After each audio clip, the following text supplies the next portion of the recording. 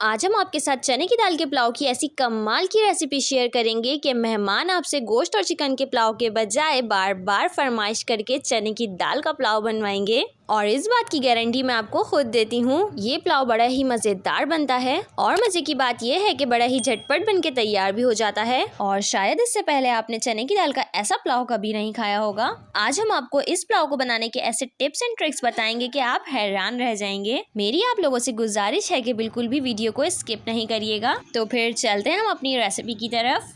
बिस्मिल्लाहिर्रहमानिर्रहीम, अस्सलाम वालेकुम। तो फिर कैसे हैं आप सब लोग? उम्मीद करती हूँ आप सब खैरियत से होंगे। अल्लाह पाक हम सबको अपने ज़मान में रखिए और हम सबके रिस्क में बहुत बहुत बरकत दें, आमीन। मज़ेदार सा दाल का पुलाव बनाने के लिए हमने ये 1 किलो बासमती राइस लिए हैं। इसको हमने आधे घंटे पहले अच्छी तरीके से धो के इसको भिगो दिया था। और साथ ही हमने चने की दाल ली है आधा किलो। हमने इसको ओवरनाइट के लिए भिगो के रखा था। सुबह हमने इसका सारा पानी निकाल के इसको 2 से 3 मरतबा अच्छी तरीके से धो के इसमें थोड़ा सा नमक डाल के इसको हमने बॉईल कर लिया है। तो ये देखें दाल हमारी कितनी अच्छी तरीके से गली हुई है। आपकी दाल भी इसी तरीके से गली हुई होनी चाहिए। चने की दाल का पुलाव बनाने के लिए हमने ये अदद कढ़ाई ली है।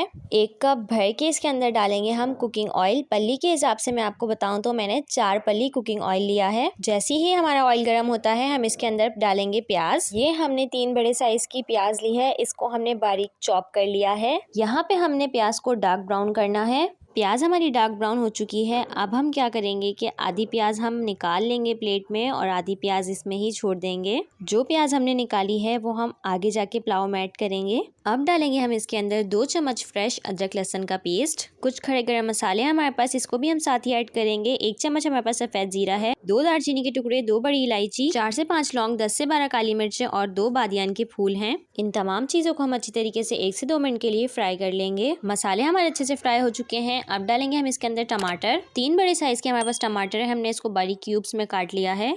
अब डालेंगे इसके अंदर चने की दाल जो हमने बॉईल करके रखी थी। इन तमाम चीज़ों को हम अच्छी तरीके से मिक्स कर लेंगे। अब डालेंगे हम इसके अंदर हरी मिर्चें। 4 से 5 हमारे पास हरी मिर्चें थी। हमने इसको मोटा मोटा पीस लिया है। हाफ टेबल स्पून डालेंगे इसके अंदर हम कुटी हुई मिर्चें। हस्बे ज़रूरत जाएगा इसके अंदर नमक और मिर्चें आप अपने टेस्ट के अकॉर्डिंग कम ज़्यादा कर सकते हैं।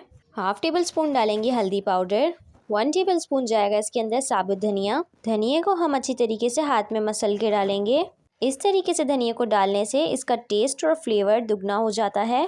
इन तमाम मसालों को हम अच्छी तरीके से मिक्स कर लेंगे। 6 से 7 मिनट के लिए हम इसको कवर करके लो टू मीडियम फ्लेम पे अच्छी तरीके से कुक कर लेंगे। अगर आपको लगे कि आपका मसाला लग सकता है तो आप इसके अंदर थोड़ा सा पानी भी ऐड कर सकते हैं। 6 से 7 मिनट हो चुके हैं। अब देख लेते हैं हम। देखें कितनी अच्छी तरीके से हमारा मसाला भुन चुका है। इसका ऑयल भी ऊपर आ चुका है और टमाटर भी हमारे बिल्कुल सॉफ्ट हो चुके हैं। इस पॉइंट पे अब इसके अंदर हम चावल ऐड करेंगे। चावलों का एक एक दाना हम अच्छी तरीके से साफ कर लेंगे। चावलों को लेके कुछ अहम बातें हैं जो अब मैं आपके साथ डिस्कस करने लगी हूँ। अब हम डालेंगे चावलों में पानी। तो चावलों में पानी कितना डाला जाए ये चीज़ हमें बहुत परेशान करती है। खास तौर पे ये टिप मैं बिगनर्स के लिए बता रही हूँ। ये मेरी उंगली देख रहे हैं आप, आपकी उंगली भी इतनी ही डूबी हुई होनी चाहिए। ये टिप बिल्कुल परफेक्ट है। आप मेरे बताए गए तरीके से इस टिप को एक बार ज़रूर ट्राई करिएगा। इस पॉइंट पे इसके अंदर डालेंगे हम पुदीना। ये हमारे पास 1 गड्डी पुदीना है और 1 गड्डी ही हमारे पास हरा धनिया है बारीक कटा हुआ। अब हम इसको कवर करके हाई फ्लेम पे कुक करेंगे और बॉयल आने का वेट करेंगे। ये देखें पानी में बॉयल आ चुका है। अक्सर लोग इसी स्टेज पे चावलों को दम पे लगा देते हैं। इस स्टेज पे चावलों को दम पे लगाने से चावल हमारे नरम हो जाते हैं, चावल टूट जाते हैं और चावल बिल्कुल भी खिले खिले नहीं बनते। अभी हम इसको 2 से 3 मिनट के लिए हाई फ्लेम पे और पकाएंगे। 2 मिनट हो चुके हैं। ये देखें चावलों ने हमारा मुकम्मल तरीके से पानी पी लिया है। इस स्टेज पे अब हम को दम पे लगाएंगे। दम पे लगाने के लिए हमने नीचे एक तवा रख दिया है। अब डालेंगे हम इसके अंदर फ्राई हुई हुई प्याज। अब हम इसको दम पर रख देंगे तकरीबन 8 से 9 मिनट के लिए। चावल हमारे दम हो चुके हैं। अब देख लेते हैं हम। इतने मज़ेदार खुशबू आ रही है और ये देखें कैसे खिले खिले चावल बने हैं।